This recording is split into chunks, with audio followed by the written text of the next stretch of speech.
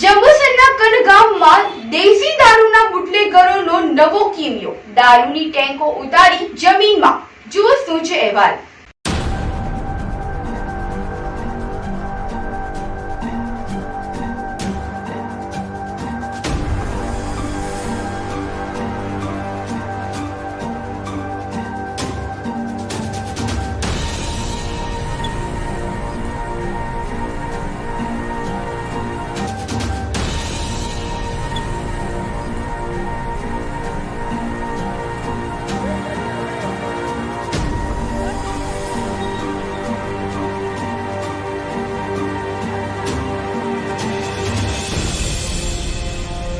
ભરૂચ જિલ્લાના જંબુસર તાલુકાના કણ ગામે દેશી દારૂનું ધૂમ વેચાણ થતું હોવાની ચોંકાવનારી માહિતી સ્થાનિક પોલીસ મથકના પીઆઈ વૈશાલી આહિરને થઈ હતી, જેના પગલે તેઓએ પોતાની ટીમ સાથે ઘટના સ્થળ ઉપર દરોડા પાડ્યા હતા.